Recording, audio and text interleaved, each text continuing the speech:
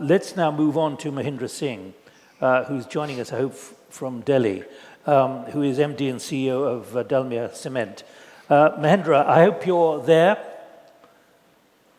Hello. Good morning. We can see you. Happy morning. We can see you waving from, you are in Delhi, I hope. Yes. Great. Well, you've heard the challenge that has been laid out by the platform here, that in the end, the cement industry is simply not doing enough and should have done much more. And you have about 60 senior figures in the audience in front of you. I don't know if you can see us, but why don't you give us your ideas for the next 10 minutes or so? Sure. Good. Friends and colleagues in the conference who are here as climate champions, and I'm sure they are here also as leaders. Happy morning to all, and namaskar.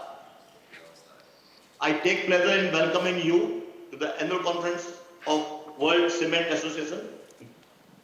First of all, I congratulate Mr. Ian and WCA team for organizing discussions on reduction in carbon as well as cost, because understanding the holistic impact of carbon would be helpful in addressing the climate change. Friends, world has always been working with challenges in individual or collective capacity to resolve them effectively. We have just emerged as victorious from one in the century type pandemic, which was Corona. Major geopolitical changes are fermenting as we speak, and global economy is facing the loudest inflation. Yet, there is one slowly building mammoth crisis with far-reaching consequences to the whole planet.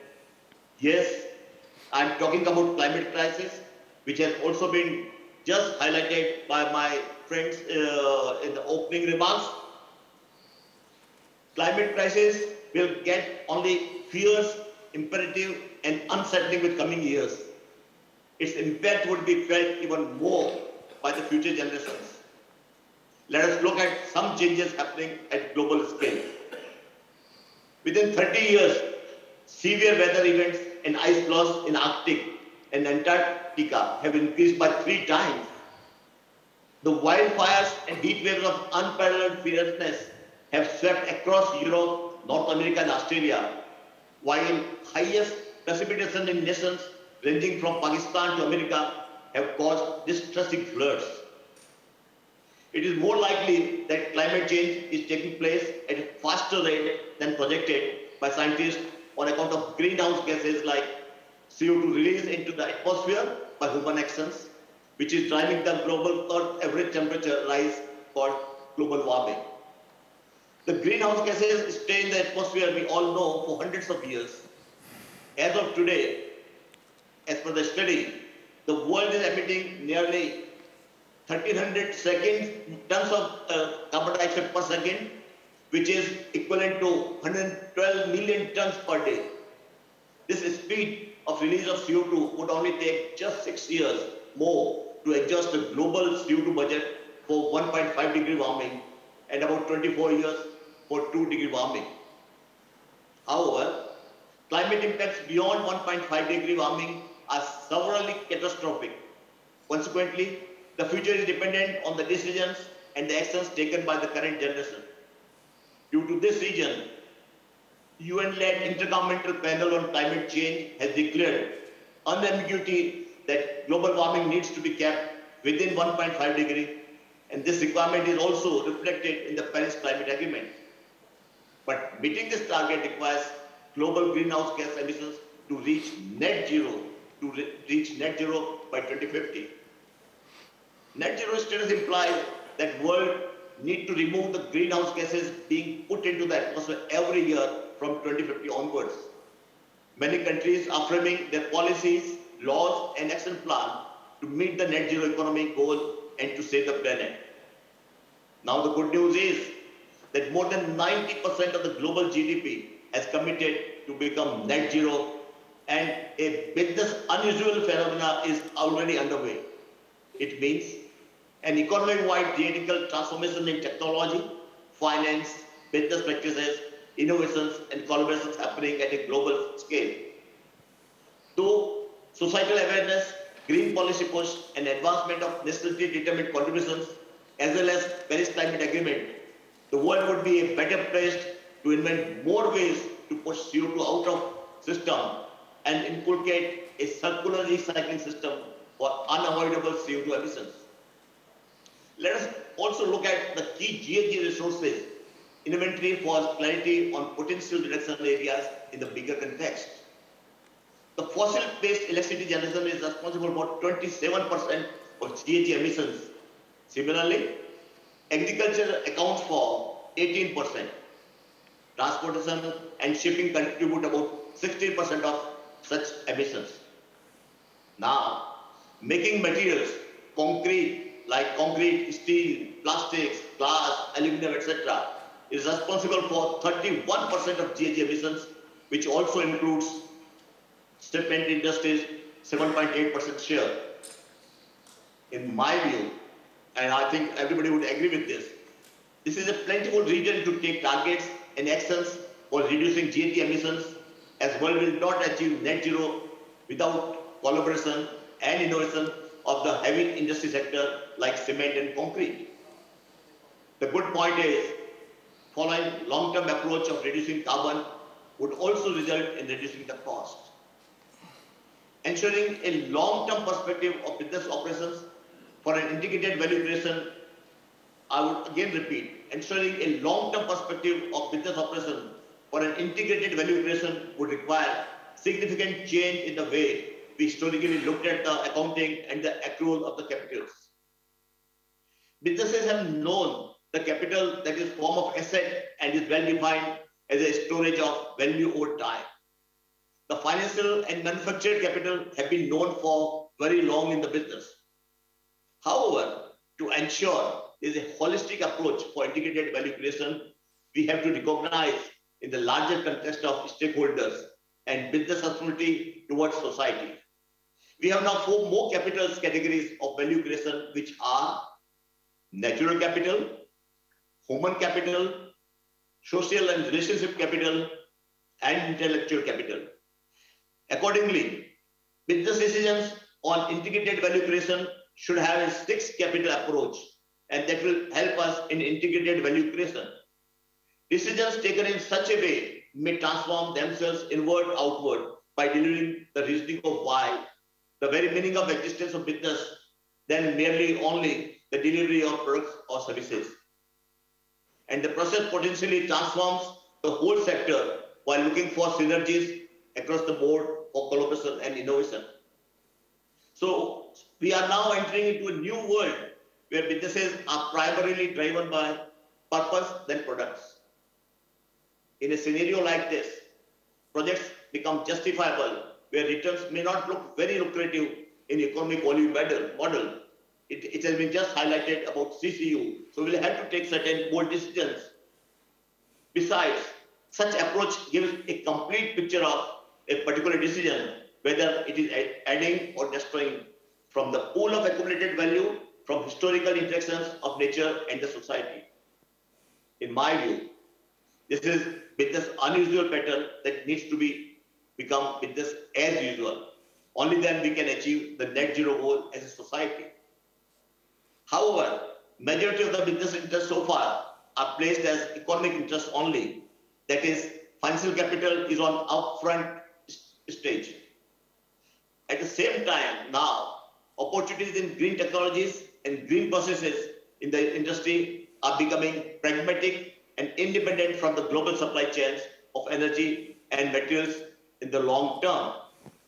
For example, circular economy levers lead to solving the waste disposal problem for the society. At the same time, the activity saves natural minerals when waste is used as raw materials and fossils when it is used as fuel, while resulting in environmental, societal, and business cost saving, which has also been highlighted by my previous speakers. Similarly, sustainable biomass grown on global waste plants can potentially conserve natural carbon sinks, create local jobs, eliminate fossil fuels in the industry, while saving the cost in the long run.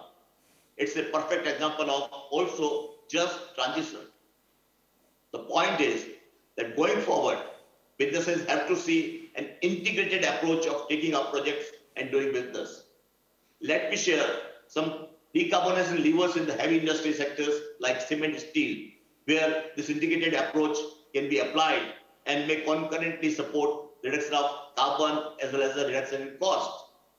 They are like renewable energy generation through solar, fossil-free electricity generation through waste heat recovery systems, use of sustainable biomass for fossil fuel replacement, use of alternative raw materials for reduction of clinker factor in cement, green hydrogen, direct electrification of industrial processes with renewable electricity, nature-based solutions to create carbon sinks in nature to improve ecosystem services, electric vehicles, and most important for cement sector is carbon capture and utilization, which can be applied to multiple industrial sectors. There are various such initiatives which would lead to integrated value creation. As discussed, CCU technology can bring down 60% of the GHG emissions from cement production by converting captured CO2 into useful raw material such as carbon and many other derived products. Considering the impact of CCU for whole industry, it can be termed as climate vaccine for the climate crisis and recycling of CO2 emissions. At the same time, advanced technologies like CCU would put substantial economic cost in the short or medium term with profound implications. In such a scenario, only financial cost-based decisions model would eliminate the solution itself. Hence, only financial return from the project or technology must not be the sole criteria in decision making because we need advanced solutions to limit climate crisis. It is to be understood that economy-wide transition to net zero will be the biggest commercial and social transformation after the Industrial Revolution and would lead to integrated value creation. In the all likelihood, new supply chains of energy and materials would emerge by disruption of existing mechanisms. Even as a society, when we will move from a civilization whose technical and scientific capabilities, lifestyle, and economic status have been fueled by fossils to a new age where fiscal restructuring, scientific breakthroughs, extension, financial investment, and green consumption would drive green society. To make this happen and to solve climate crisis, we need collaborative actions. We need leaders like you who can take action in totality, who can take a decision for integrated value creation. And that time for action is now. At Dalmia Cement, we follow the framework of integrated value creation with the business philosophy of clean and green is profitable and sustainable. This all-inclusive, larger picture approach helped us to visualize the futuristic development in 2018 itself and enabled creating a carbon negative roadmap by 2040 with publicly announced commitment. Dalmia was one of the few such companies globally to declare such a commitment, and it supported the whole industry in taking bold steps and pledged in 2021 for net zero carbon cement and concrete by 2050. Our efforts have made Dalmia Cement one of the lowest carbon footprint cement companies globally, as well one of the most profitable cement companies in India. Cement sector has tackled the climate challenge with a great positive spirit. As a pioneering sector, we have collectively deliberated to bringing down CO2 emissions. As a result, now around 60% of the installed cement capacity across the globe is committed to net zero goal of 2050. However, our objective should be to ensure 100% participation for the industry in passing on the knowledge and good practices to populate that reducing carbon is about the reducing cost. And I'm sure the conference of these 3 days would help in again motivating the leaders to commit for net zero 2050 who have not so far committed. Now, let me urge all to take climate action because planet won't stop warming. Planet won't stop warming unless we as a society stop emitting GHGs. The delay will only increase the cost of mitigation and adaptation with hard-learned lessons which may require painful adjustments later. No matter how difficult it may be, we are marching forward to avoid climate disaster and to make a better world through our green, sustainable, and life-saving infrastructure. So, friend, let us look for our grandchildren. Let us look for the future and take actions now. Thank you.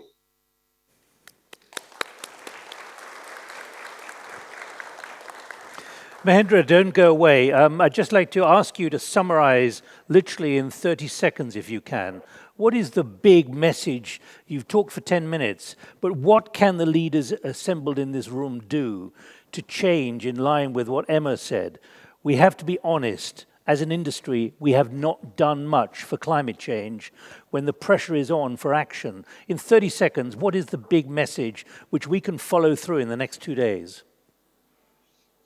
Let us think in an integrated way. Let us not focus only on economic values, but let us also understand that the cost of inaction is higher than the cost of action. And the example is CCU. Example is alternate raw materials. So let us think that cement industry can support global world in a big way by reducing one by one, CO2 and ultimately lead to 100% reduction in GHG by 2050.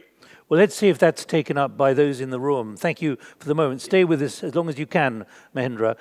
Anything you want to respond on this, Amma or Emir or Ian, particularly to what we just heard from Mahendra? I mean, I certainly agree with where Mahendra is coming from. And of course, Dalmia has... what's your average CO2 footprint now, Mahendra? You're down below 500, aren't you? This is now on June 2022, it was 468 kg per ton of cement, which I think should be one of the lowest in global cement sector. Yeah, I think it probably is. Can I also just mention a couple of points of housekeeping? First of all, if you'd like to ask questions, the best way to ask questions is just verbally and hold your hand up. But there's a microphone. If you really want to use the app, I think it's the chat function that we want to use. Apparently, the question function is a bit funny, so use the chat function. Sorry. I've already got a message though, which I'm going to put to you in a moment. Okay. Would anyone like to come in immediately on what Mahendra says before we go to Arnaud Pinatel to get some further data? Anyone like to come in? Okay, well, there's a pickup already from Wendry Benny, from Technical Director of Cemento, Gimilang. Is RDF workable financially if no cooperation with local government in finance, the capex, and also to secure the supply of municipal waste? You're all three nodding. It is. Yeah. So I think it depends on the regulations. When you talk about using waste materials, then the local regulations have a huge impact. So clearly the cheapest thing you can do with waste is throw it on the side of the road. And if you can get away with throwing it on the side of the road, you can find plenty of examples where that's what people are doing. So you do have to have some regulation of waste in order to make anything that relies on reuse or waste treatment worthwhile. If I may, yes, Mahendra, I will come to you. Just give me a minute. So, the waste management infrastructure in any country is imminent to determine the amount of RDF that can be used. There is no question that this statement is true. But me and Mr. Hashmat, we have a very good experience in Pakistan where there was no waste management module at all. And we have the same example in Emirates where there was a major waste management rule in place. If you compare both, in both cases, the cement plant was achieving 15% and more RDF in both plants. And one was with a bypass and one both were without bypass. So even with alternative RDF in Emirates, which has a high GDP, which means high chlorine, it was usable up to 10-15% with a very good waste management. In Pakistan, on the other hand, where there was no waste management, and also no bypass. It was always also used up to 10-15%. So again, it's leadership, it's determination, it's if you wish to do it. We actually came up with our collection methodologies for the alternative fuels. We were collecting biomass in a way, used oils in a different way, poultry waste in a different manner, RDF in a different manner. And that was in a country that didn't have any waste management system whatsoever. And again, in Emirates on the other side in UAE, where they had a very good waste management, both plants were doing 25. Both plants were doing 20-25% total alternative fuel. So it's doable, very good and very viably if there is a waste management system. We urge all countries to have the waste management, but if it's not there, it's not a barrier. You can work around it and you can actually do it. Mahendra.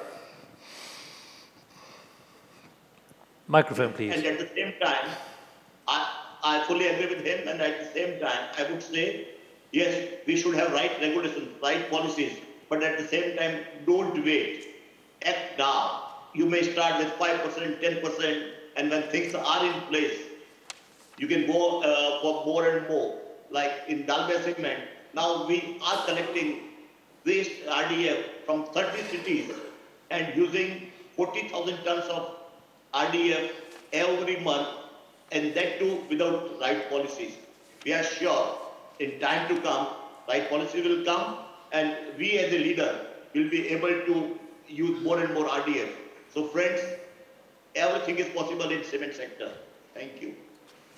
Anyone like to come in? I've got a quote here from Magali Anderson, who's Holcim, the Chief Sustainability and Innovation Officer, at the end of a long piece in the Financial Times, saying we're actually becoming a huge waste processing company. So that shows the direction of travel. Does anyone want to come in? Emmy, do you want to come in? No, I think we said everything. Please, microphone. Can we get the microphone, please? Yeah. We have several microphones, so who else would like to come in, and we'll get the microphone to you as well. Would you very, very kindly introduce yourself, make this as informal as possible? Thank you very much. So my name is Dan Summerbell, and I'm a co-founder and CSO of Carbon Re. I thought one of the things that was really hopeful about what we've just heard, we started out with a challenge that I think many processors will find very daunting, the idea of a 30% reduction in emissions without capital investment. But we've seen two things that I think give us hope. One is the excellent example set by Dalmia Cement, and the other is, as we talk about going to RDF and larger use of alternative fuels, we also see that the difference between a good day and a bad day at the same plant can be as much as 20% of emissions. And that shows us that it is possible to achieve those high levels. The challenge then becomes how we work together to achieve it. What makes a bad day? In terms of the fuel-derived emissions per ton of clinker, on a good day, that would be 20% lower than on a bad day. Why it's a bad day? What drives that? That might be the fuel mix, it might be the operating conditions, it might be the training of the operator. These are all things that are difficult to control, but they are possible to control. They are within our capabilities, within our gift. And so the question is, how do we work together to enable that? But picking up Emma's point a little time ago about the critical nature of leadership in all of this, what's your assessment? In that case, I think I'd defer to the many more senior leaders in the room than myself. I think it's, training is part of it, technology is another part of it, but also setting that challenge and making it such that if a plant operator takes an initiative and makes an improvement, they are rewarded for that, as well as being shielded from any risk that they're taking, as long as they do that in conjunction with their leadership team. Because I think a risk aversion and fear of change and fear of the unknown can be a brake on improvement. That's certainly not unique to the cement industry, though, risk aversion. So it's a leadership challenge, particularly in these very disrupted times. Would anyone else like to come in? Please, could you, whoever is doing the microphone, could you stay with the microphone, please? Matthias. Good morning. Matthias Meersmann, KHD Humboldt-Wedak. I'd like to join in what Amma said and others also. I think the most important learning and knowledge we have to apply is the importance of leadership in this case. You should not think that technology is a limiting factor. There are options, more than enough. There are options that can be used already today with existing technology. There are options that can be used almost cost neutral. Further down the line, it's going to cost some capex when we talk about CCUS. But don't think that technology is the limiting factor here. The limiting factor is acting now, understanding that we have to act now, because you have to understand we're talking about the budget of CO2 that we can still emit. And that's fixed, ceiling. And that budget will be eaten up. And every day we're not acting, we're eating up that budget. And one day will come, the budget is closed. And not acting is much more expensive than acting. This is what we have to understand. Anyone else, particularly on leadership? Over there to your left, we've got a lot of questions coming in now. To your left, do we have two microphones, please? Yeah. Okay, thank you. And one here, please. One here. Go ahead. Thank you. My name is Felix Barknecht. I'm coming from a company SICK in Germany. And I would like to jump in the technology part here. I just want to comment that replacing fossil fuels with RDF or generally alternative fuels is, of course, a good way to reduce CO2 emissions, but we need to be careful that we are not having different problems then by, for example, reducing or increasing the sulfur cycles, the chlorine cycles, having higher hydrogen fluoride emissions or even mercury emissions. So we need to be careful of the boomerang effect by solving one issue, getting additional issues or other issues in the plant which we need to take care of. Thank you. Hi, I'm Sujit. I work for Dalmia, so I'm Mahendra's representative here. I can't vouch anything less in this with respect to leadership. Just take the example of Dalmia. You said that Dalmia has done an excellent job. There is no carbon market in India right now, right? So you can't sell your credits and make money. So there is no financial incentive. There are no regulatory incentives that you get a prize for this and that. The company, under the leadership of Mahendra Singhi, just took different steps proactively and did, the entire company was mobilized, I can vouch for that, without looking for rewards, without getting the rewards. Now we are in a position to say that, okay, we have been one of the greenest cement company on the planet, but we just did it without looking for rewards. And this is purely a leadership aspect where you mobilize the entire organization for a singular cause. Thank you. Mahendra, can I just come in, because while we've got you on the line, given that you're chief executive, what have you done to enable leadership, to incentivize leadership, to make sure that there isn't an old-fashioned view, that there's a cutting-edge view? What is it about the culture and the mindset that you have managed to change, which you believe has produced this positive direction of travel for Dalmia on all these issues? Great question, and I'd like to share that we could create a larger purpose than just enhancing profit, enhancing capacity, but the larger purpose was that how we can serve the society also, how we can take care of our future generation also. And that's why we created a roadmap in which the vision was to be the leader in building materials and to evoke pride in all stakeholders, which includes the society, the government, the vendors, the employee, the shareholder, by sustainability, innovation, customer centricity, and value creation. And when we have discussed with our people that it is just not making profit in a year or two, or just not increasing the capacity, but we can do something good for the society, because we do know that we do pollute, but can we be better cement maker than any other cement maker? And that helped me and my team and my people in the organization to say that yes, like what my colleague leader Sujit has said, that yes, we do take pride that we are having the lowest carbon footprint also. We are also one of the high profit making company also. And the reason is that like what Mr. Young really has set the context of the whole theme, that reducing carbon also means reducing cost. So we could take care of everything. So my message would be, my message to all my leaders in this climate conference would be, think big, think about the future, think about your own children and grandchildren, and can you align that in your vision, in your strategy? That will help in a big way. I'm fortunate that we had good team members who could agree to our roadmap that let us serve everyone. And Mahendra, you've made progress, significant progress. What is your next immediate target to keep on this road?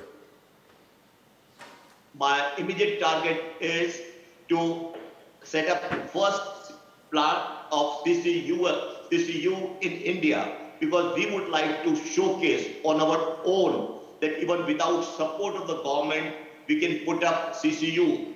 Like many of friends are aware that in European countries, the government, the European Union, they are funding from their innovation fund. Whereas in India or in developing countries, that's not the situation. So we got our first CCU plant qualified by Asian Development Bank that it is workable, it is technically viable, as well it is also economically viable if we are able to sell the carbon credits at 88 or 90 euros. So we are now searching for the right partner who can use the carbon or the carbon dioxide, and then we have to go about it. So in 2 years' time, I think we should be able to start this activity. I need to underscore that in case you couldn't hear very clearly in the room. It is commercially viable on the project for CCU. And when do you believe you might have this operational, Mahendra? The operation may be in 2024, and we are expecting now international carbon market to open up in COP27. Because we know that in Europe now, the price of carbon is ranging maybe from 50 euro or 50 pounds to 100 pounds and all this.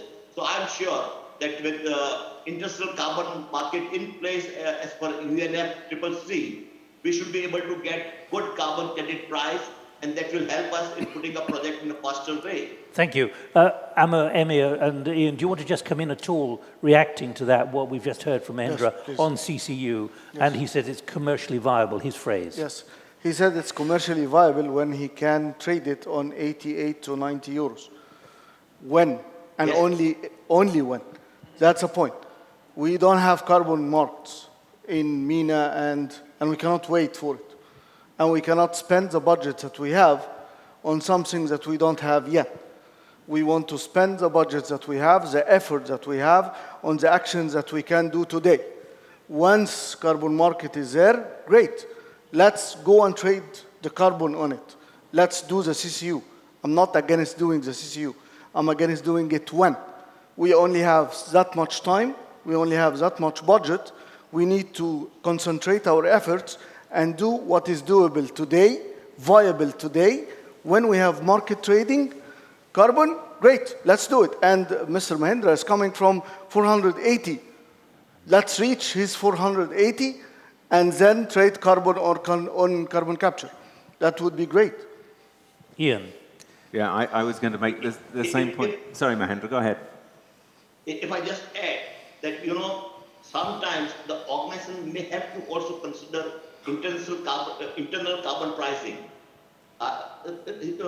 Whatever has been said may be the right logic, but the point is cost of inaction for the society is very high than the cost of this action of investing some money, and maybe the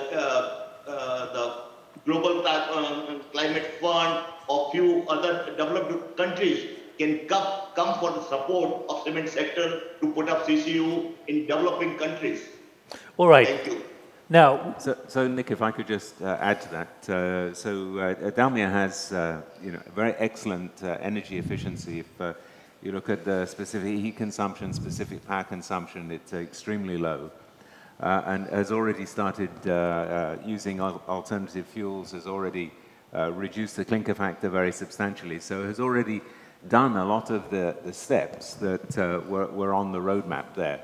Those steps in blue that we had on the roadmap, Mahendra has already taken and has already arrived at that sort of level that we were talking about of 480 kilograms per ton.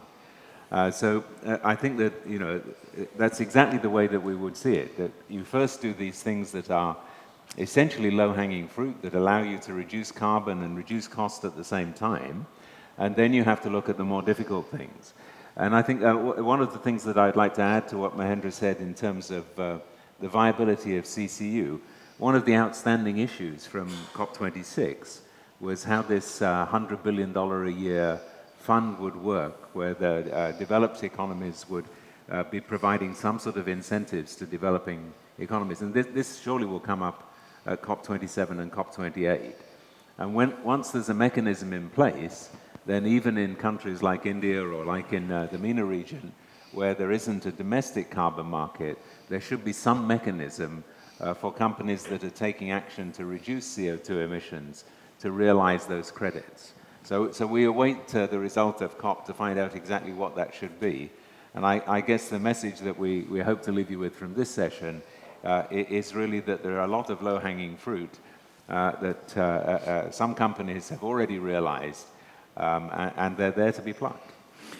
a shocking reality, though, 100 billion has been on the agenda now for 12 years. Absolutely.